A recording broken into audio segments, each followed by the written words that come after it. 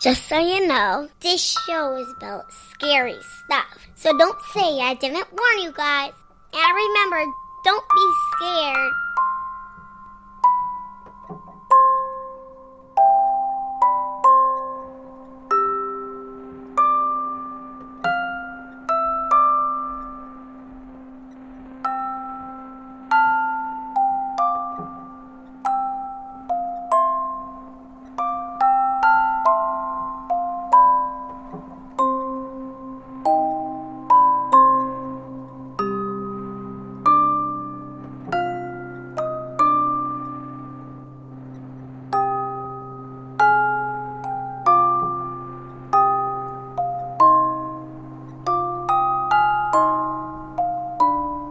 Episode 53, Early Annihilators.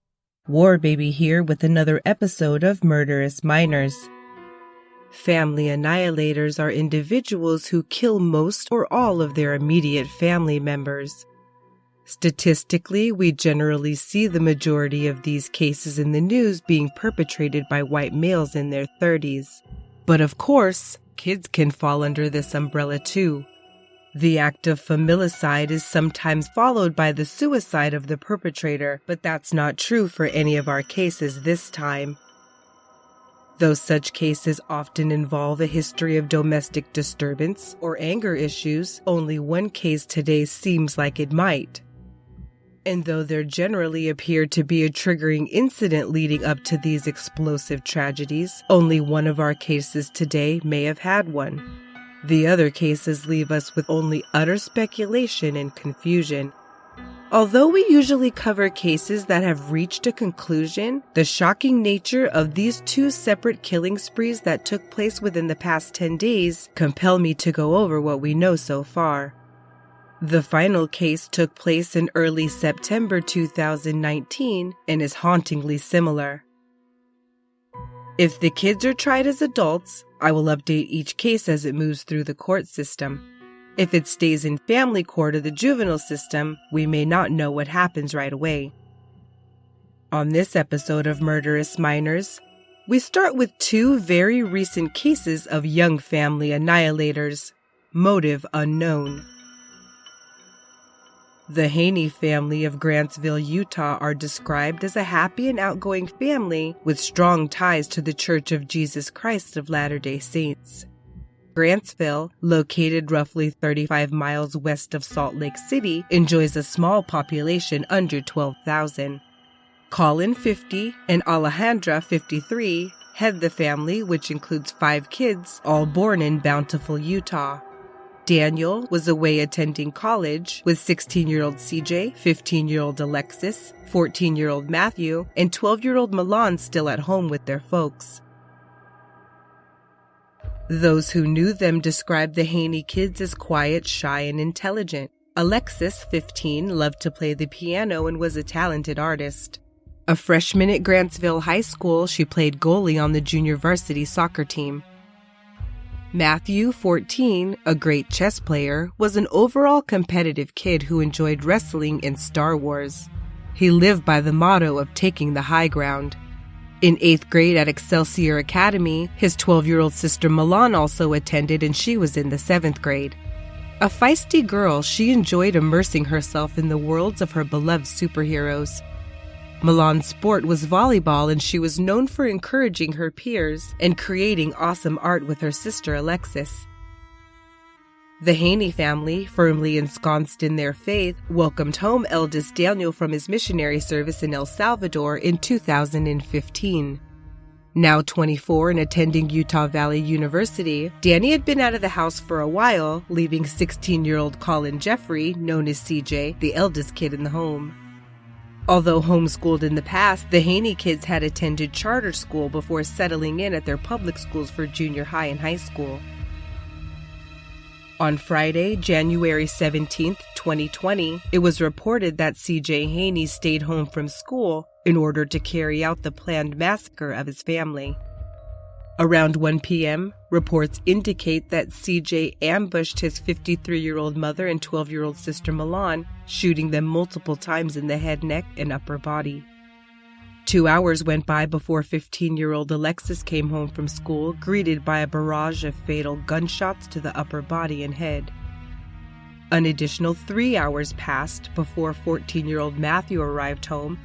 He was killed execution style, 1 bullet to the head. When Father Colin came home an hour after that, he too was met by his armed teenage son, who shot him in the leg and struck him on the head, resulting in a laceration. The elder Colin Haney said that he told CJ his mother would be sad if he killed his father, at which time the boy told him that his mother and siblings were already dead. His father indicated that CJ said his intention had been to kill all of the family members in the home, except himself. Colin was able to get the gun from his son, and an hour passed before a neighbor dropped by to return a key. At this time, police say the neighbor agreed to transport the pair to nearby Mountain West Medical Center, and that during the drive, CJ confessed that he had murdered his mother and 3 siblings. The neighbor called 911 from the car while they were driving, and police responded to the Haney home on Eastmore Drive, uncovering the tragic scene. Following the murders, Utah Governor Gary Herbert tweeted, quote, "Our hearts are broken by the horrible news coming out of Grantsville tonight. Parents and grandparents, secure your firearms. Everyone, hug your loved ones tight. And remember, love, not hate, will heal broken individuals and families." This tragedy marked the first murders in Grantsville in about 20 years. Though he confessed, police maintain that CJ has since been uncooperative. According to multiple reports, eldest Haney child Danny's social media has revealed much about how the shocking tragedy is affecting him. Sadly, he seemed to find out there had been an incident on his street from posts online. He posted status updates such as, quote, "Anyone in Grantsville know what's going on? I can't get a hold of my family and they live on the street where the shooting happened. Dispatch wouldn't tell me even when I gave them the name. I pretty much had to piece it together based on what everyone was telling me, but I'm on my way up now." 3 hours later, he announced that his dad Colin was the family member being reported as injured, saying, quote, "Update, I am with my father at the hospital and he's in stable condition. I just want to thank you all for your prayers and your support toward me and my dad. All I can ask is for your continued support and prayers. Seriously, thank you all." CJ Haney was arrested on 4 counts aggravated murder, 1 count attempted aggravated murder, and 5 counts illegal discharge of a firearm. Few details have been released regarding the murder weapon. He had his first court appearance just days ago, where his bail was set at $4 million, $1 million per victim as requested by the prosecutor. Haney was appointed a public attorney, Richard Van Wagoner, who says he will now add his name to the Indigent Defense Fund list of Utah so that he has a chance to continue CJ's representation. It's not guaranteed at this time. His next scheduled court appearance is February 4th. Per Utah law, 16-year-old CJ Haney will be tried as an adult due to the charge of aggravated murder. Since juvenile offenders cannot receive the death penalty for any charge, his maximum sentence allowed is 25 years to life. The same day of CJ Haney's first court appearance, the Utah legislature convened their 2020 session with this case on their minds. Representative Snow of Santa Clara says he is now constructing a bill that would direct juvenile judges to be the deciding voice in whether a case is bound over to adult court, similar to other laws around the country. The Haneys were laid to rest a week after the murder spree, and both survivors in the family spoke. Father Colin has made several statements and at the funeral said things such as, quote, "This felt like a hard thing for my family, but as the support of the community has reached out to comfort us, it has become very clear it's more than just a family matter. It's a community matter. As I was leaving the hospital, I drove past the junior high where Matthew and Milan attended. It triggered feelings within me. Then I decided it's a choice, choosing to remember the good things." This family clearly finds strength in their faith, with Colin saying, quote, "I know my children and wife are watching and rooting for me, that they want me to be successful as much as I wanted them to be successful." Tragic nature might cause some to think, why does God allow such tragic things? But this does not change my faith one bit. I know God lives. We're here to learn from our experiences to become as God is. Their spirit, their soul lives on. Colin said he finds solace in imagining his wife keeping a watchful eye on his kids as they explore the spirit world. Eldest child Danny reportedly spent most of his time speaking, reminiscing about his family and their good times, before saying about his brother CJ, quote, "He is part of our family and we all love him. We all want the best for him. Part of me feels like I lost him too, but at least he's still here." Alejandra and her children Alexis, Matthew, and Milan were laid to rest on Friday, January 24th, the very day that the kid in our next case made his initial appearance in court. True crime is my passion, but even I need the occasional break. So when I feel like I need a mental palate cleanser, my go-to refresher is Best Fiends, a unique and exciting puzzle experience unlike other puzzle games out there. The adorable storylines featuring noble bugs and loathsome slugs can be enjoyed anywhere, anytime, since Best Fiends does not require internet to play. Best Fiends is casual but challenging, and strategizing through each level engages my brain and rewards me with some fun as I write endlessly about killer kids and their crimes. A few times a day, I certainly need a break. I'm currently on level 285 and am enjoying changing my fiends to have a better chance at advancing levels quicker. Every fiend has its own powers and you can mix and match to strategize your wins. I'm also loving the addition of bombs and rainbow links.